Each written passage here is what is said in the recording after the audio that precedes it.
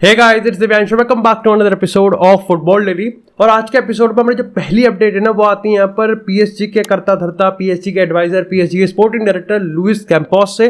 और भाई ने मतलब इस तरीके से बात करी है जैसे कोई बंदा अपने दोस्तों के साथ चाय की टपरी पे बैठ के बात करता है या फिर दो पैक टल्ली होने के बाद बात करता है। मतलब हर चीज पे आप किसी चीज पे पूछ लो, भाई का जवाब बिल्कुल खुल के है।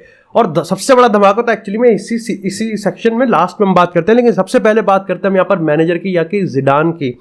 अब देखो, उससे बहुत ही खुल के बोला जाता है कि भाई देख, तू जब आया था तब तो मॉरिशियो पोचेटिनो को सक्सेसर आपको ढूंढना था, तो किस तरीके से यहाँ पर कोप अप किया गया और क्या यहाँ पर जिनेदिन जिडान को कभी एक्चुअली में कंसल्ट किया गया था। बहुत ही खुल के लुइस कैंपोस ने कहा कि देखो, जब मॉरिशियो पोचेटिनो का सक्सेसर हमने ढूंढा तो हमने किसी और मैनेजर को कभी कंसल्ट ही नहीं करा। हमने सिर्फ, मेरे दिमाग में सिर्फ एक मैनेजर का नाम था और वो था क्रिस्टोफर गाल्टियर। आपको पता है इन दोनों के बीच में जोड़ी है अच्छी, जय वीरू वाली जोड़ी है।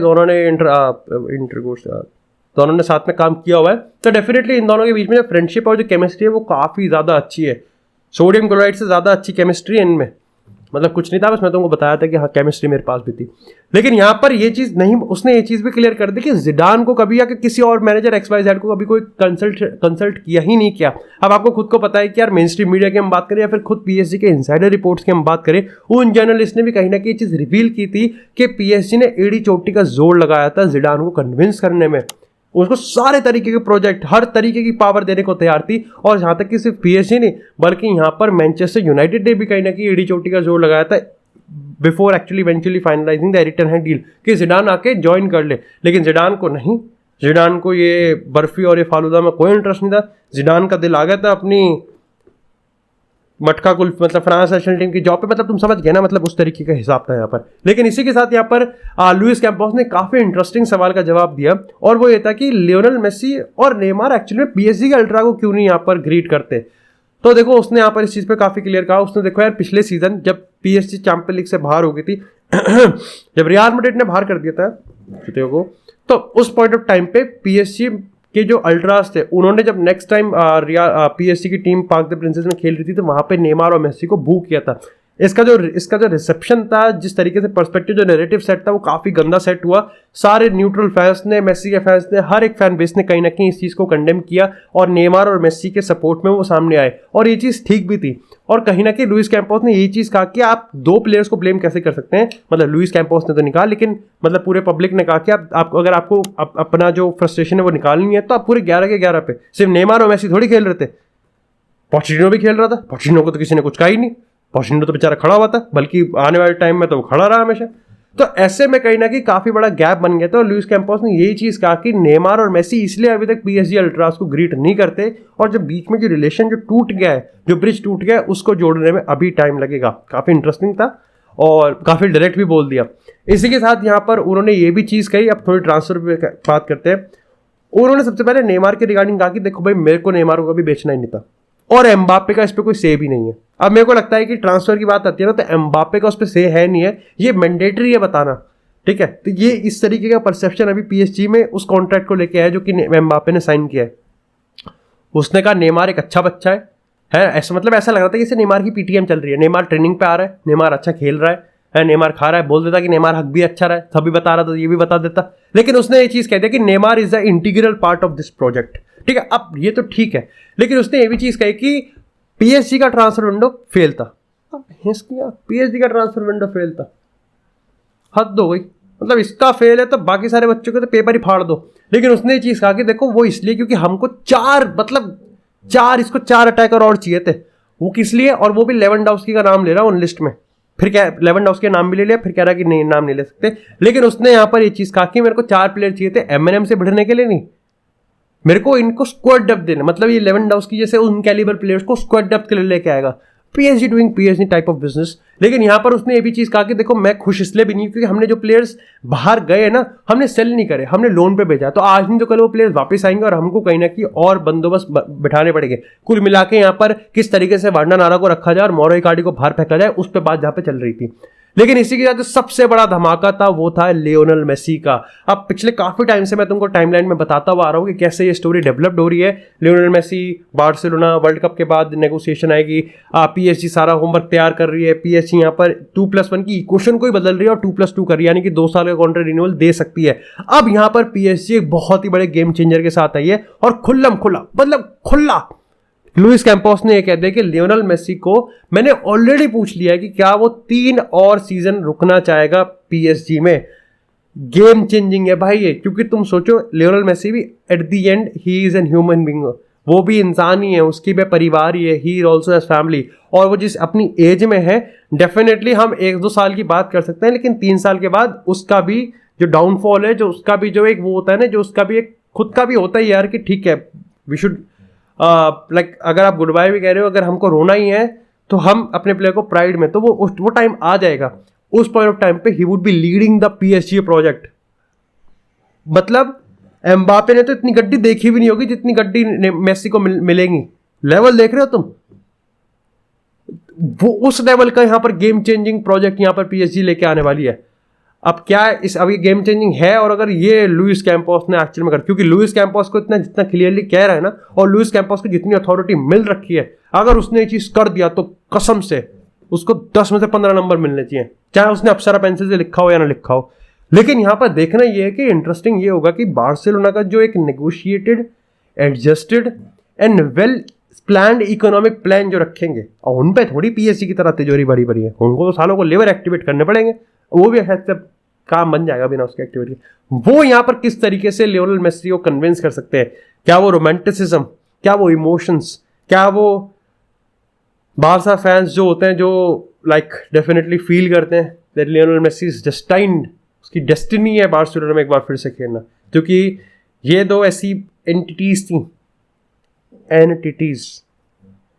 आइडेंटिटीज थी, ये कभी अलग होने का मतलब ही नहीं बनता था, तो उनको वापस से जोड़ना पड़ेगा ये आने वाले टाइम में। बाकी मेरे लिए गेम चेंजर हो सकती है, but still it's early to call, but काफी खुल के बोल दिया भाई ने।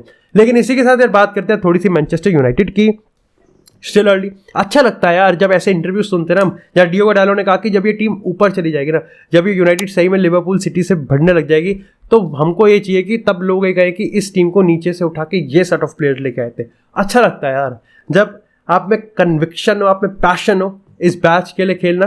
अभी नहीं है लेकिन जब है तो मतलब यूनाइटेड का जो बैच होता है उसके लिए खेलना, वो एक्सप्रेस करना और खुल के बोलना कि यार अपन मर मिटने के लिए तैयार हैं इस क्लब की जर्सी के लिए। अच्छा लगता है सुन के। वरान का भी ये काफ़ी इंटरेस्टिंग स्टार्ट है, जब वरान खेला है तब तक हम जीते हैं, 100% रिकॉर्ड है, और जहाँ पर नहीं खेला है तो वहाँ पर हारे, वहाँ भी 100% रिकॉर्ड है, मतलब बीच का तो है ही नहीं, मतलब खेलेगा तो जीतेंगे और अगर नहीं खेलेगा तो हारेंगे। तो रखो उसे टीम में, उसको टीम में रखो जरूर। तो ऐसे में अब यहाँ पर एक और अपडेट की हम बात करते हैं, वो काफ़ी इंटरेस्टिंग है। तो स्टिल अर्ली, लेकिन टेन हैग और ग्लेजर्स में ऑलरेडी नेगोशिएशन चालू है, मीटिंग चालू है किस तरीके से विंडो ट्रांसफर विंडो में अपन रिक्रूटमेंट करने वाले हैं। यहाँ पर बताया जा रहा है कि लगभग 70 मिलियन उसको और एलोकेट किया जाएगा, 200-210 खर्च ऑलरेडी करने के बाद 70 मिलियन। और इसमें भी अगर रोनाल्डो अगर लीव करता है ना जनवरी ट्रांसफर विंडो में, तो ये बढ़ा के आप 100-120 तक भी हम देख सकते हैं, यानी कि 50 मिलियन की बढ़ोतरी हो सकती है, क्योंकि रोनाल्डो की जो सैलरी है वो बुक से निकल जाएगी। ऐसे में मेरा तुमसे सवाल है कि अगर तुम्हारे को लगता है कि 70 मिलियन मिलने वाले हैं, हम 70 मान के चलते हैं, तो किस प्लेयर को एक्चुअली में तुम टारगेट करोगे? अब देखो यार, ऊपर से मेरे को लगता है कि यहाँ पर फॉरवर्ड है, एक स्ट्राइकर है, रोनाल्डो का बैकअप, और वो भी लॉन्ग टर्म में और वेल स्टैब्लिश, क्योंकि अपन को ये भी समझना पड़ेगा कि Carabao cup, FA cup, Europa league और प्रीमियर लीग, ये सारे के सारे क्लच मोमेंट्स इसके वहां पर आने वाले हैं। लेकिन प्रॉब्लम ये है कि ग्रीनवुड की सिचुएशन भी काफी कंफ्यूजिंग है, किस तरीके से आएगा, क्या होगा क्या नहीं होगा, ये भी अभी तक हमको नहीं पता है। लेकिन इसी के साथ यार बात करते हैं थोड़ी सी रियल मैड्रिड की। तो भाई विनीसियस जूनियर को लेके काफी बड़ी कंट्रोवर्सी आई है। अब हाल ही में मयोर्का वाला गेम हुआ था जिसमें विनीसियस जूनियर ने वाह मतलब भपका मचा, भौकाल था भाई का, हेडलाइन, मतलब मजा आ गया।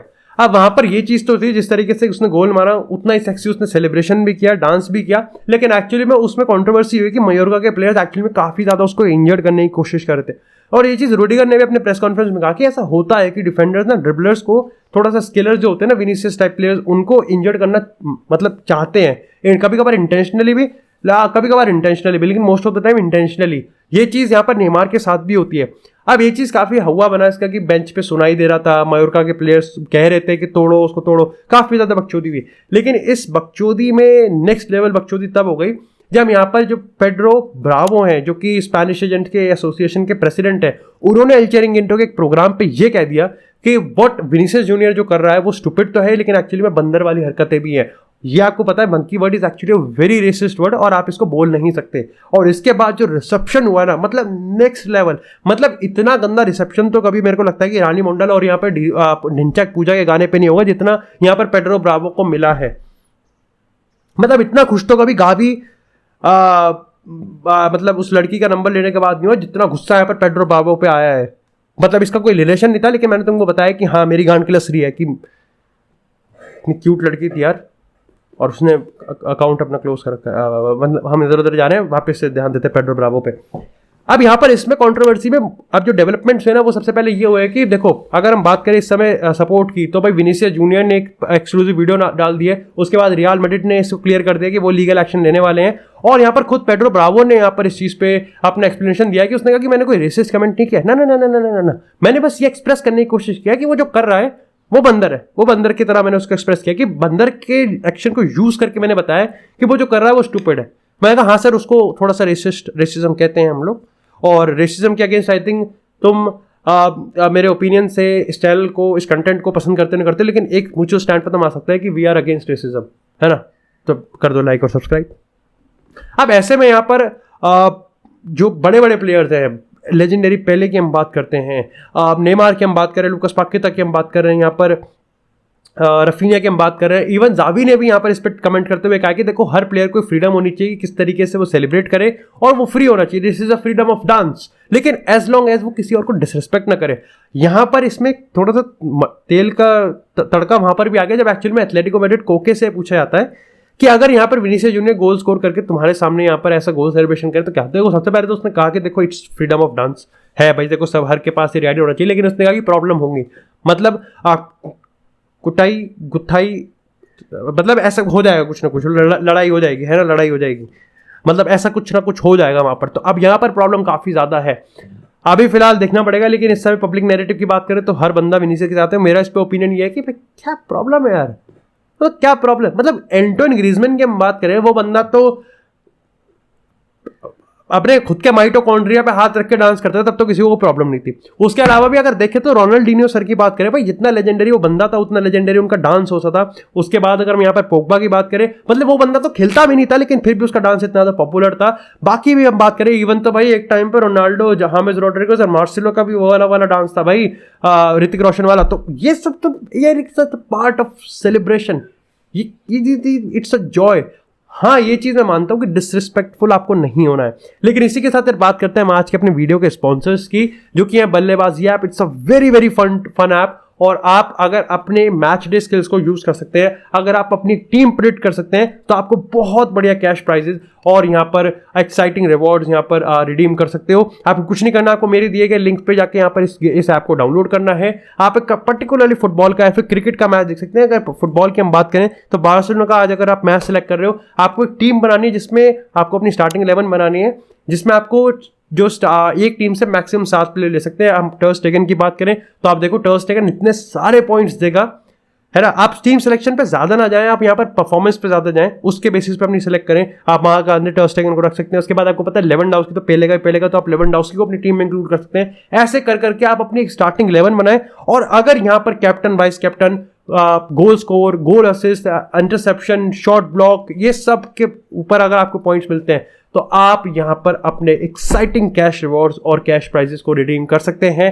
डेफिनेटली भाई it's a very very fun to use app. आप एक बार जाके इसको ट्राई करें, एक्सपीरियंस करें। हाँ, डू मेक श्योर कि आप अपनी ड्यू डिलिजेंस को जरूर इसमें ध्यान में रखें, क्योंकि इसमें कैपिटल इन्वॉल्व है, रिस्क इन्वॉल्व है। डू मेक श्योर आप अपना रिस्क, अपनी रिस्पॉन्सिबिलिटी जरूर अदा करें। लेकिन इसी के साथ बात करते हैं थोड़ी सी स्पेन नेशनल टीम की, तो काफी हाइप रहती है, और लुइस एनरिके ने एक बार फिर से कहीं ना कहीं चौका मारा है उस हाइप को मेंटेन करने के लिए। अब एक्चुअली में यहाँ पर देखो अंसू फाटी बाहर है, सर्जियो रैमोस बाहर है, यागो आसपास बाहर है। यागो आसपास की रिगार्डिंग तो भाई काफी टाइम से कहीं ना कहीं डिसअपॉइंटमेंट हमको पब्लिक नैरेटिव से दिख रही है कि भाई इसको लाओ और कितना परफॉर्म करके दिखाए। यहाँ पर सबसे पहले तो देखो सर्जियो रैमोस जितने ही प्लेयर ने मिस करा उसने इस चीज पे कह दिया कि देखो हर बंदे के लिए डोर खुला हुआ है, इवन सर्जियो रैमोस के लिए भी खुला हुआ है। लेकिन उसने ये चीज भी कंफर्म कर दिया है कि जो मेरे बेस्ट 11 है, जो मैं टीम लेके आया हूँ, वो मेरी बेस्ट टीम है। अगर कल को भी वर्ल्ड कप स्टार्ट होता है तो मैं तो खिला दूंगा इस टीम को, तो मेरे को कोई प्रॉब्लम है नहीं यहाँ पर। अब इंटरेस्टिंग फैक्ट देखो यार, अगर जावी के सिस्टम की बात करें तो जॉर्डी एल्बा 3rd नंबर पे आता है, पहले पे बाल्डे आता है, फिर मार्कोस अलोंसो, फिर जॉर्डी एल्बा। अगर लुइस एनरिके की बात करें तो जॉर्डी एल्बा, फिर मार्कोस अलोंसो, एरिक बाल्डे, कुकरे या ग्रिमाल्डो। दोनों एक्साइटिंग प्रोजेक्ट खिलाते हैं, दोनों एक्साइटिंग गेम प्ले है, एंटरटेनिंग फुटबॉल है, स्टिल जो प्लेयर प्रोफाइल वो डिमांड करते हैं कितनी ज़्यादा अलग है, मतलब इंटरेस्टिंग भी है, एट द सेम टाइम थोड़ी सी माइंड बैफलिंग भी है कि हाँ यार कुछ तो मतलब पता नहीं क्या देख रहा है लुइस एनरिके। बट आपको पता है कि यार कभी कभार ऐसा मार्को सेंसियो को भी इंक्लूड किया कि जिसने बहुत ही कम टाइम रियल मैड्रिड में खेला है, लेकिन जैसा मैंने तुमको कल इंग्लैंड का एग्जाम्पल देख के बताया था कि इंटरनेशनल स्क्वाड में मतलब फर्क पड़ता है, लेकिन इट्स नॉट कि 90% ही फर्क पड़ रहा है, पड़ता है फर्क, बिल्कुल पड़ता है। बस ये फर्क भी होता है कि जो नेटवर्क है, मतलब ऐसा नहीं कि चाचा विधायक है हमारे तो कॉल आ रहा है उधर से, वो वाला नहीं है, मतलब हो भी जाता होगा, ऐसा कह नहीं सकते उधर क्या सीन होता है, उधर चाचा विधायक होते हैं कि ताऊ यार तुम समझ गए ना, वो होता है, नहीं होता है, मतलब हो भी सकता है तो ऐसे में कहीं ना कहीं आप कह नहीं सकते जो मैनेजर के साथ जो कनेक्शन है, मैनेजर की जो फिलॉसफी है, लीडरशिप, आपका बिहेवियर, आपका नेचर, मतलब कुल मिला के सारा वो जो क्लास 10th में आपको डेकोरम सिखाया जाता है ना कि हाँ ये करना है, प्रतिष्ठा, अनुशासन और वो सारी बकचोदी भी काफ़ी ज़्यादा मैटर करती है। बाकी that's it for this episode guys, I hope आपको एपिसोड पसंद आया। एपिसोड पसंद आता है एपिसोड को लाइक करें, चैनल को सब्सक्राइब करें, आपको इससे फुटबॉल से एक्सक्लूसिव कंटेंट चैनल पर मिलता रहेगा। तब तक के लिए stay tuned, stay safe, and I will see you in the next episode.